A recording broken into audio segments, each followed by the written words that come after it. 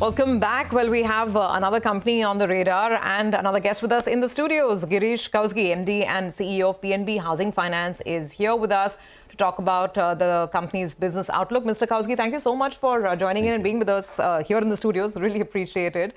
So let's start with the growth trends, because there's been a lot of buzz around the PMAY 2.0. In the last quarter, the first quarter, I think the AUM growth was about 7% if I look at it year on year.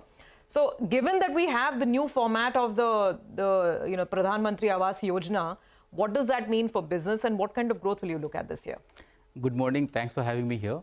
I think since last 2 years, our focus has been on retail. So we should talk about retail growth.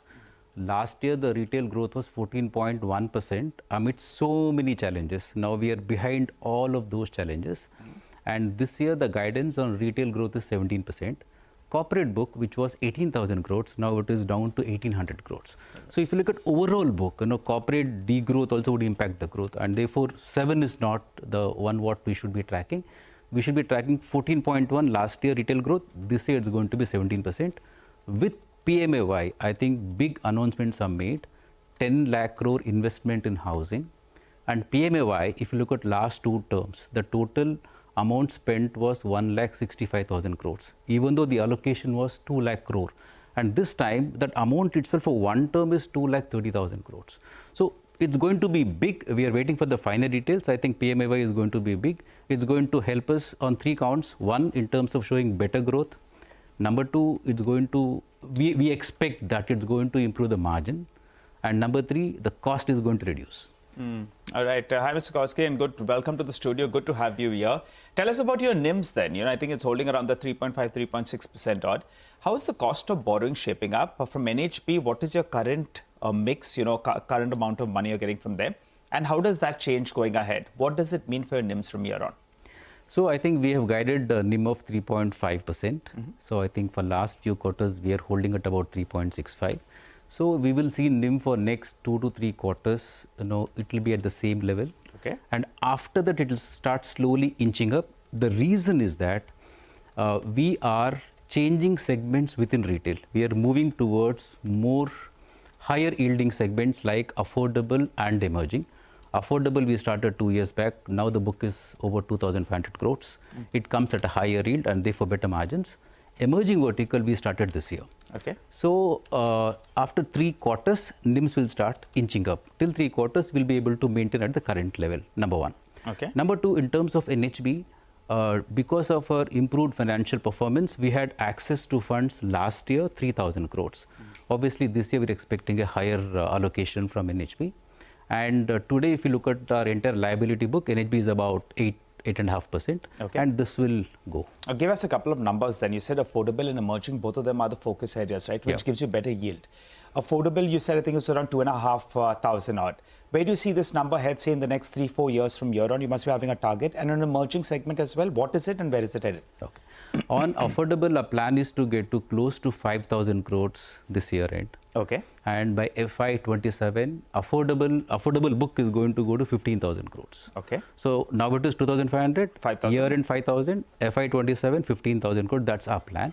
On the emerging, the book will be 25,000 crores by FY27. Today, the book is around 12,000 crores. Okay. And if you look at Q1, almost about 33% of the incremental sourcing came from affordable and emerging. These two would come at a higher yield. The plan is to take it to 40 to 42% by this year end. Okay. By this year end, so affordable and emerging segments will be 40 to 45% of your book. 40 to 42. 42% by the end of this year. What is the number for emerging, sir, you said, by 27? 25,000 crores. 25,000. So the plan is that by FY27, the retail book is going to be 1 lakh crore. Out of 1 lakh crore, affordable will be 15,000 crores, emerging will be 25,000 crores, and the balance 60,000 crores will be prime. Got it. Now, just to press you on the margins a little bit, cost of funds are moving up, right, across the board? Yeah. Where are we at? I mean, is it, are we in the initial stages where, and we will see upward pressure? Because, bank credit itself is going to be lower this year as compared to last year. So obviously, I mean, the pool of your funding, I mean, I'm not talking about you as such, but NBFCs, and 60-65% comes from banks. So that also, there's lesser water in the lake in that sense. You'd agree with that? See, if you look at, let's say about year and a half back, I think market borrowings, when I say market borrowings, I'm talking about CP and NCDs, were at a slightly higher rate. Now that has eased out. So NCD the rates have dropped. CP is very attractive, right? And if you look at a bank loan, it's about 40%. So in last 5 quarters, if you see at the industry level, housing finance companies, the cost has gone up by 170 bips. For us, it has gone up by 92 bips. And we have been able to kind of maintain. Today, our cost of borrowing is 7.92%, and incremental is 7.75. So there won't be much of increase from now. We'll be able to maintain this. That is because the company is doing well. We have access to multiple sources of funds. NHB is one, CP, NCD, right? And also, in Q4 of last year and Q1 of this year, we got a rating upgrade from all the 4 agencies, CRISIL, ICRA, CARE and India Ratings. So all of these things have helped PNB Housing. But the point is, yes, the cost is inching up, and bank credit may not be a challenge. The cost of bank rate could be a challenge, I think, for the industry. But you're maintaining your NIM guidance at 3.65. Our guidance is 3.5, so we'll be around 3.5 plus, for next 3 quarters. How much of your book, sir, is fixed and how much of it is floating? On the entire I'm asking you this because, we are bracing for rate cuts. So, that could have an impact as well. So, how do you see that panning out? See, our almost about 100% is floating. Oh. So it's not fixed. I think this would be true for, I think, most of the companies. No, for us, you're right. So for us, when there is a rate cut, obviously it impacts the entire industry, but it's only a lag effect because your assets are completely floating, whereas your liabilities will have a mix of floating and fixed, right? And therefore, there'll be a lag in terms of managing this piece. You have to reprice your assets much faster than your liability, getting repriced. Yeah. So this gap is there. For us, there are few things. One, because of rating upgrade, we will be able to get loans at a better rates from all the sources, number one. Number two, we are very slowly increasing our share in high yielding segments. Yes. Number three, we are going to start corporate finance in next few months.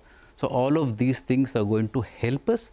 So for us, the pain could be there, but could be much lower during that lag period. Just to go back to the point, since retail is such a big focus, and you said that 1 lakh crore would be the size of the book by FY27. Yeah. FY27. Now, in this piece, to go back to the central government scheme, what is the role of PMAY? Because we were getting feedback from some analysts as well, and they were pointing out that the 2.0 version is actually not that beneficial because it's tweaked some definitions, and I think now the middle income segment definition has come down to 9 lakhs, etc. So what is the exposure that you have to PMAY 1.0, and do you expect any incremental benefit from the second version of the scheme? See, in last 2 terms, we had disbursed 62,000 customers. Okay.